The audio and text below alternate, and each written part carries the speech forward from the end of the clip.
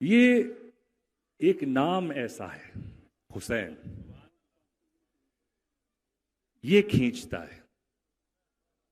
1400 سال 1350 سال گزر گئے، لیکن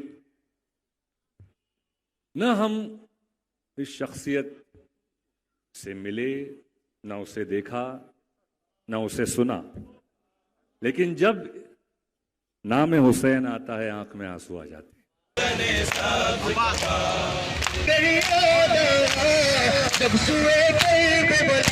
آپ کہہ رہے تھے کہ کوئی سنی حضرات ہے، کوئی شیعہ حضرات ہے جو پیر سے پیر نہیں ملاتے۔ قرآن مجید میں سنی شیعہ نہیں ہے، مسلم ہے۔ مسلم اسے کہتے ہیں جو اپنی زندگی اللہ کے حکم اور فرمان کے مطابق بسر کرتا ہے۔ جو انسان اپنی زندگی اللہ کے بتائے ہوئے راستے پہ چلتا ہے اسے کہتے ہیں مسلم۔ تو جو آدمی نماز پڑھتا ہے، میں نے آپ سے ذکر کیا، اللہ سبحانہ و تعالیٰ کم از کم 12 جگہ کہتے ہیں قرآن مجید میں اطیعوا اللہ اور اطیعوا الرسول، obey Allah and obey the messenger. سورہ نساء سورہ نمبر 4 آیت نمبر 59 اور 12 جگہ کا ذکر میں نے کیا۔ ہمیں اللہ اور اللہ کے رسول کی اطاعت کرنا چاہیے، اور اللہ کے رسول فرماتے ہیں کہ آپ اس طرح نماز پڑھو جس طرح آپ مجھے نماز پڑھتے ہوئے دیکھتے ہیں۔ یہ حدیث بخاری کی کتاب الادان کی چیپٹر نمبر 18 حدیث نمبر 604، اور پھر سے دہرایا گیا صحیح بخاری میں جلد نمبر 9 حدیث نمبر 352 352۔ اور اللہ کے رسول فرماتے ہیں کہ نماز کے وقت صحیح بخاری میں جلد نمبر 1 کتاب الادان چیپٹر 75 حدیث نمبر 692 کہ جب آپ نماز پڑھتے ہیں، حضرت انس فرماتے کہ ہم صحابہ کے کندھے ملتے تھے دوسرے صحابہ کے کندھے سے، ہمارے پیر ملتے تھے ہمارے صحابہ کے پیر سے۔ اللہ کے رسول فرماتے سنن ابو داؤد میں صحیح حدیث ہے جلد نمبر 1 کتاب الصلاۃ چیپٹر 245 اور حدیث نمبر 666، اللہ کے رسول فرماتے کہ بیچ میں جگہ مت چھوڑو، جگہ کو کم کرو اور شیطان کو بیچ میں مت آنے دو۔ اس کا مطلب ہمیں کندھے سے کندھا ملانا چاہیے۔ جو انسان اپنے آپ کو مسلمان کہتا ہے اور کندھے سے کندھا نہیں ملاتا ہے صلاح کے وقت، اور پیر سے پیر نہیں ملاتا ہے، وہ اللہ کے رسول کی نافرمانی کر رہا ہے، وہ صلاح صحیح طریقے سے نہیں پڑھتا ہے۔ تو شاید ان لوگوں کو یہ اللہ کے رسول کی حدیث کے بارے میں پتہ نہیں ہوگا، تو ہماری کوشش ہے کہ ان مسلمان کو بتائے کہ اللہ کے رسول کی حدیث ہے کہ کندھے سے کندھا ملاؤ، پیر سے پیر ملاؤ نماز پڑھتے وقت، یہ فرض ہے۔ Hope the answer the question. بھائی صاحب نے سوال کیا کہ اگر اللہ ایک ہے اس میں ماننا ہے اور محمد صلی اللہ علیہ وسلم پیغمبر ہے تو میں مانتا ہوں، تو اس طریقے سے مسلمان ہوں میں، لیکن میرے 2 دوست، ایک شیعہ ایک سنی، اور مسلمان بننے کے لیے نماز پڑھنا ضروری ہے، تو کس طریقے سے نماز پڑھوں؟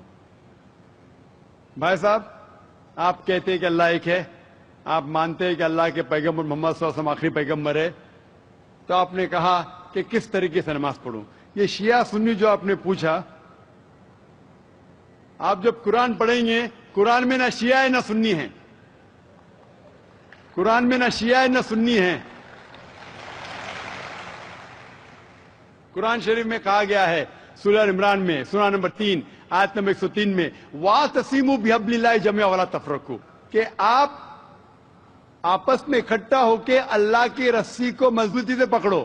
اللہ کی رسی ہے قرآن اور صحیح حدیث۔ تو آپ دیکھیں قرآن میں کیا لکھا ہے اور اللہ کے رسول کے صحیح حدیث میں کیا لکھا ہے۔ تو جو بھی آپ سے کچھ کہتا ہے اگر قرآن اور صحیح حدیث کے مطابق ہے، آپ اس کی بات مانو۔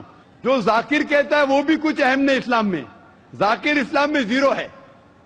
جو ذاکر کہتا ہے وہ بات ماننا ضروری نہیں، لیکن جب میں قرآن کا حوالہ دیا تو آپ کو قرآن کی بات ماننا فرض ہے، جب میں صحیح حدیث کا حوالہ دیا تو آپ کو صحیح حدیث کی بات ماننا ضروری ہے۔ تو اسی لیے کوئی بھی شخص کچھ کہتا ہے، اگر اختلاف ہے اس میں تو پھر سے رجوع ہو جاؤ قرآن اور حدیث کے پاس، کیونکہ قرآن میں لکھا ہے سورہ نساء میں سورہ نمبر 4 آیت نمبر 59 میں ورس نمبر 59 میں اطیعوا اللہ واطیعوا الرسول، اللہ کی اطاعت کرو، اللہ کی بات مانو اور اللہ کے رسول کی بات مانو۔ اور وہ لوگ those who have been charged with authority، جو اولو الامر ہے، وہ لوگ جو آپ کے امیر ہے۔ لیکن اگر قرآن و حدیث کے پاس अल्लाह और अल्लाह के रसूल के पास। तो अगर दो शख्स, दो आलिम, कोई भी अगर इख्तिलाफ है, आप फिर से मुड़ो अल्लाह और अल्लाह के रसूल के पास, कुरान और सही हदीस के पास। फिर देखो कि कौन सा दोस्त, कौन सा मुस्लिम, कौन सा आलिम, कौन सा मौलाना कुरान और सही हदीस के मुताबिक कह रहा है। आप समझे? तो इससे पता चलेगा कि क्या सही है। आप बोलते हैं कि नमाज पढ़ने के तरीके में इख्तिलाफ है, शुरू में कम से कम जो यकसा है वो तो शुरू करो। इख्तिलाफ वो थोड़ा है, नमाज के तरीके में इख्तिलाफ वो थोड़ा है, जो यकसा है वो तो शुरू करो। अगर आप मुसलमान बनना चाहते हैं तो इतना वक्त क्यों ले रहे? खाली नाम के मुसलमान होना जरूरी नहीं है, वो कोई फायदा नहीं। अमली तौर पे मानो कि अल्लाह एक है, उसकी इबादत करो और आखिरी रसूल मोहम्मद सल्लल्लाहु अलैहि वसल्लम पे ईमान लाओ। और उसके बाद फिर तहकीक करो, आपके दो दोस्त लोग जो बोल रहे कुरान से कौन मैच करता है, सही हदीस से कौन मैच करता है, क्योंकि अल्लाह के रसूल फरमाते, सही बुखारी की हदीस है, उस तरीके से नमाज पढ़ो जिस तरीके से आपने मुझे देखा। तो जो सही हदीस से साबित है, कुरान और सही हदीस से, उस तरीके से नमाज पढ़ो। लेकिन अगर 19-20 फर्क है, कम से कम जो यकसा है वो तो शुरू करो। इख्तिलाफी बातों पे तहकीक करो, इंशाअल्लाह पता लग जाएगा आपको क्या सही है। तो इंशाअल्लाह अभी आप सिर्फ नाम के मुसलमान मत न हो, अमली तौर के ऊपर मानो कि अल्लाह है के और अल्लाह के रसूल मोहम्मद सल्लल्लाहु अलैहि वसल्लम आखिरी पैगंबर है। Hope that answers the question. The brother asked the question that why are Shias considered inferior and what mistake they have done, why Saddam Hussein killed them like Hitler has killed Germany with chemical weapons, etc. Brother, in Islam there is no Shia Sunni. There is no Shia Sunni in Islam. I'll give the answer. I'll give the answer and then you're most welcome.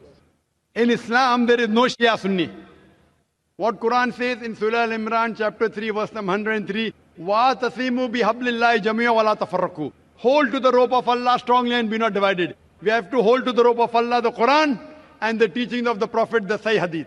If you hold to them, then you're a true Muslim. There is no Shia Sunni in Islam, and there's no sect in Islam. The Quran says in Surah Anam, chapter number 6, verse number 159, O Prophet, anyone who makes division, who makes sects in the religion of Islam, you have nothing to do with him.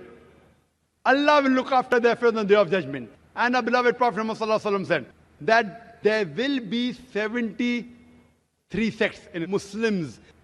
Out of that, only one will go to Jannah. The Sahabas asked, which one? Those who follow me and my Sahabas. Those who follow Quran and the authentic teachings of the Prophet.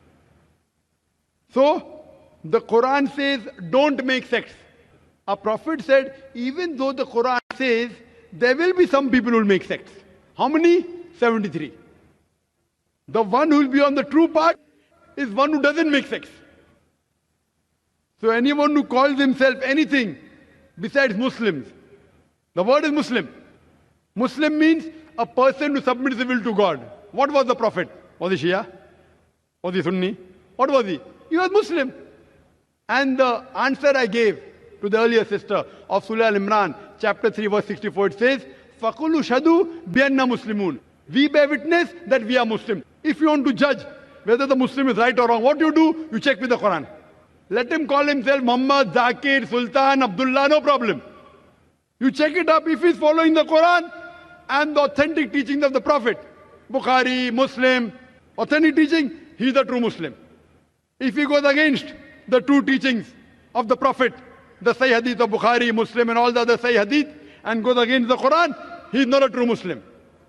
A true Muslim is a person who follows the Quran and the authentic teachings of the Prophet Muhammad sallallahu alaihi wasallam. So when you come to know, let him call himself anything. If he does not follow the Quran and does not follow the authentic teachings of the Prophet, he is not a true Muslim. Regarding our second part of the question, Saddam Hussein.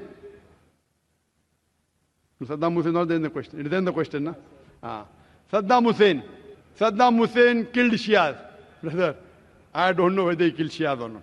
The media says. But whether it be Saddam Hussein, whether it be Hitler, whether it be George Bush, anyone kills any innocent human being, leave aside Shia, Sunni, even if he kills innocent Hindu, innocent Christian, innocent Jew, it is a big crime. Let it be Saddam Hussein, let it be George Bush, let it be Hitler. Anyone who kills any innocent human being, whether Muslim or non-Muslim,